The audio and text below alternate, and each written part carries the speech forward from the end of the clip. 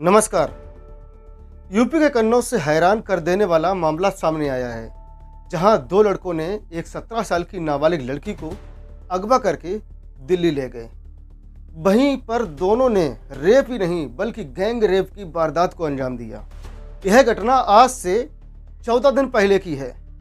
उत्तर प्रदेश के जिला कन्नौज में एक गांव पड़ता है ईसमपुर। इसी गांव के रहने वाले रामदास, जो खेती मजदूरी करके अपना व अपने परिवार का भरण पोषण कर रहे थे। रामदास की 7 बेटियां और 2 बेटे हैं। जिस बेटी के साथ यह वाकया हुआ वह अपनी बहनों में से 5वें नंबर पर थी, जिसका नाम रोली है, जिसकी उम्र महज 16 साल 6 महीने है।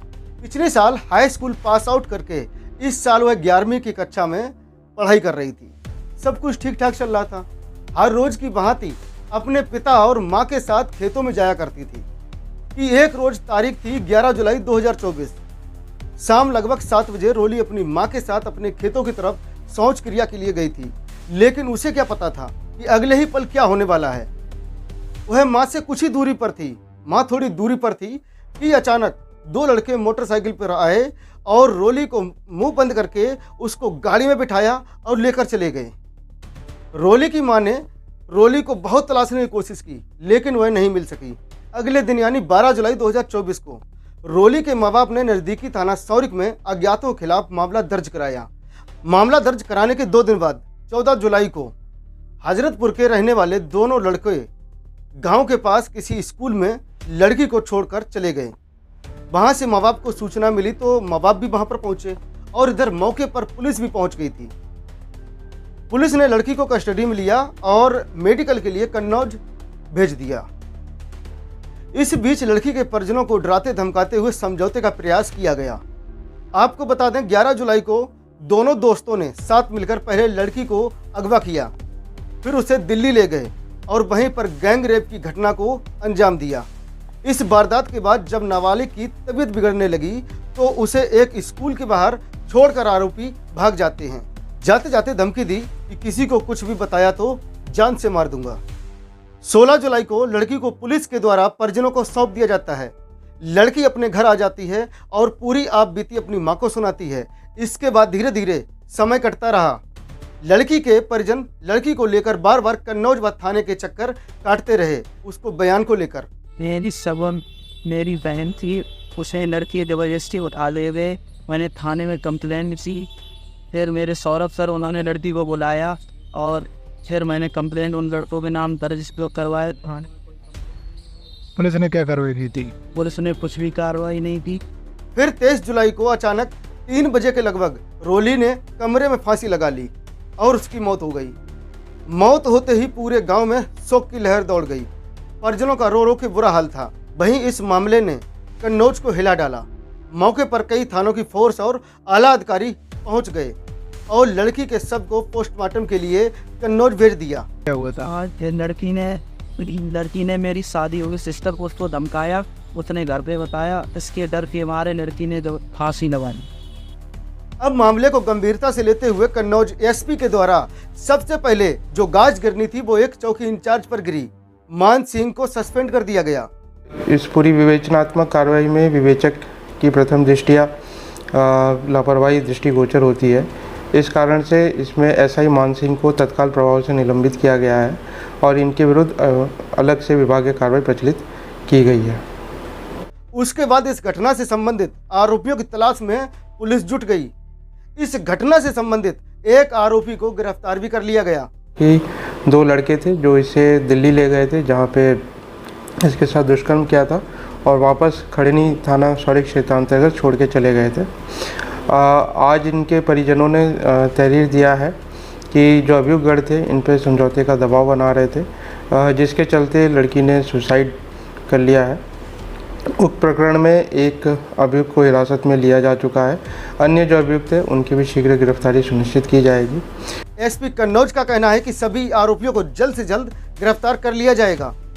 इस मामले में हमने मृतक लड़की के परिजनों से मिलकर पूरी घटनाक्रम को जानने का प्रयास किया। आप खुद सुनिए मृतक लड़की की मां की जुबानी और मृतक लड़की की कहानी। लेटरिंग कर खेत में जा रहे थे। किस दिन की बात है, किस तारीख की? है 11 11 जुलाई की अच्छा, बात। 11 जुलाई की। हाँ, ठीक है। सुबह साढ़े मानो 4 बजे की, तो 5 बजे बिटिया का मैंने जानी। और 5 बजे के बाद में जब हम घर पे फोन किया तो कि बिटिया खेत पे गई। बेटा जब मेरी बिटिया खेत पे नहीं पहुंची तो मैंने ढूंढा ककोरी करी, देखवे वाले ने जो दूर से देखो तो जा बोले कि पल्सर गाड़ी पे बिटिया के एक पीछे बीच में दावे तो मुंह पे हाथ रख के एक गाड़ी चला। अच्छा जी। फिर इसके बाद जब हमारी लड़की हमें मिली तो हमने लड़की का पूछा तो अच्छा, लड़की कब मिली आपको? कितने दिन लड़की गायब रही घर से? लड़की तीसरे दिन आई। तीसरे दिन पुलिस ने, अच्छा आपने पुलिस में कंप्लेन भी की होगी उस दौरान? बेटा गुमशुदगी दर्ज कराई थी। हाँ। गुमशुदगी दर्ज कराने के बाद लड़की को पुलिस वालों ने आपको ढूंढ के निकाला या लड़की खुद आई थी? पुलिस वाले ने नहीं ढूंढ के निकाला। जो सौरभ मास्टर हैं हजरतपुर के, उसी लड़का के गांव के जी। बिटिया हमारी अंगली 9th उसी स्कूल में किया। जब उससे खबर गई तो उन्होंने धमका धमकू के लड़की का हमारे अपने स्कूल में 5 बजे बुला लिया। फिर सौरभ ने हमारे संग घटना की। सौरभ ने हमें 3 बजे खबर दी कि अब तुम्हारी बिटिया आ गई है, ले जाओ। और जैसे हम पहुंचे हैं बेटा, तैसे मेरी बिटिया को पुलिस के हवाले तुरंत कर दिया कि हम अपनी बिटिया से कोई शब्द नहीं पूछ सके। फिर बिटिया हमारी जब थाने में पहुंची दरोगा जी के सामने, तब हम बोले कि हमारी बच्ची आज तो बता दो हमें दुश्मन को नाम। तब मेरी बच्ची बोली, एक पुनीत और एक को बोले नहीं बोला। हाँ बोले, कोई बोला है कोई लड़का वो था। अच्छा, तो ये बारी बारी हमारे बिटिया के साथ में बलात्कार किया। बलात्कार की जब रिपोर्ट्स एक्सरा अल्ट्रासाउंड बोला जाता करा जाता, तब हम बेटा वो देख रहे थे हमारी बिटिया की पेशाब की रत्ता सूरी पड़ी। अच्छा, ये मेडिकल जो है पुलिस वालों ने ही करवाया था? वालों ने पहले तो उसे बिटिया का धमकाया कि तुम्हारी माँ बोले सो बोलने देना और तुम ये कह देना कि हम डॉक्टरी कराएंगी नहीं। फिर बिटिया से हमने बोला कि पूछी हमने बिटिया का कह रहे थे, तो जब बोल रहे थे कि मम्मी डॉक्टरी ना कराओ। जब बिटिया का अल्ट्रासाउंड हमारी निगाह पर गई तो हमारी बिटिया की, हम अपनी बिटिया की इज्जत देख सकते हैं बेटा। तो हमने देखी तो हमारी बिटिया की दशा खराब। बिटिया हमारी ऐसे जैसे हम बैठे ऐसे बैठ नहीं सकती थी, वो हालत मेरी बिटिया की दुश्मनों ने कर दी। फिर आगे क्या हुआ? फिर आगे डॉक्टरी हुई। डॉक्टरी होकर के कोर्ट में गए। कोर्ट ते बेटा वो लिफाफा बंद हुई हो। बाद इनते हम थाने भजे कन्नौ जो भजे, मेरी किसों ने सुनाई नहीं करी। कल फिर हमने दरोगा जी से बोला, हमने दरोगा जी मेरी कोई सुनाई नहीं करे तो हमने। अच्छा, जो लड़की जो है फिर थाने के द्वारा कोर्ट में उसके बयान हो गए। लड़की के बयान होने के बाद लड़की को सुपुत्र आपको कर दिया गया। हाँ। तो कितने दिन वहाँ थाने में या कन्नौज में रखा गया लड़की को? एक रात वहाँ रखा गया। उसके अगले दिन आपको सुपुत्र कर दिया गया। किस दिन आपको सुपुत्र किया गया, किस तारीख को? 15 तारीख, जैसे 14 गए हम कन्नौज बिटिया को शाम को लेकर। सुबह फिर हम गए अपनी गाड़ी करके कन्नौज, तब वो मेडिकल हुआ। अच्छा, मेडिकल हुआ। फिर हम को 16 तारीख को, 16 तारीख मेडिकल कहाँ से हुआ? मेडिकल करवाते। ठीक है, आपको लड़की मिल गई। लड़की आपके घर आ गई। लड़की जब जिस दिन आपके घर पे आई थी, तो ये जो आत्महत्या का जो उसने मन में सोची या दिल में आया, जो उसने आत्महत्या की आपकी बेटी ने, वो किस वजह से की और आपके मिलने के बाद किस दिन की?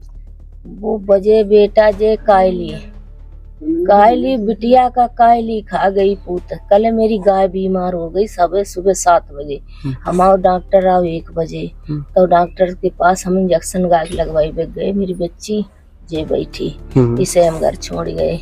पानी नहीं था घर पर, बिटिया अंदर लेटी थी। जब बच्ची वह नल से पानी ला के जैसे ही अंदर से निकली है, तैसे ही वह बिटिया ने गेट लगाए लो। बिटिया नहीं जान पाई। जब बिटिया वहाँ नल से आई तो बिटिया ने धक्का मारो, तो जब गेट नहीं खुलो तब बिटिया चिंगरी की मम्मी गेट लग गो। फिर हम सब लोग आए तो बच्ची मेरी ऐसे ऐसे पैर डुला रही थी। अच्छा। तो अपने बच्चा का बेटा को बचेबे की नहीं कोशिश करे, सब कोई करे। शर्म लगने लगी थी। मेरी बच्ची बारंडा में नहीं बैठती थी। जो कहते बिटिया गर्मी है बाहर बैठो, चले तो जा बोल रही थी मम्मी मुझे बहुत शर्म लग रही। हम किसों के सामने ठाड़े हुए लायक नहीं रही। मेरी बच्ची लेटरिन छत पर करती थी, कमरे में। मेरे द्वारे कोई जांच तक नहीं आई।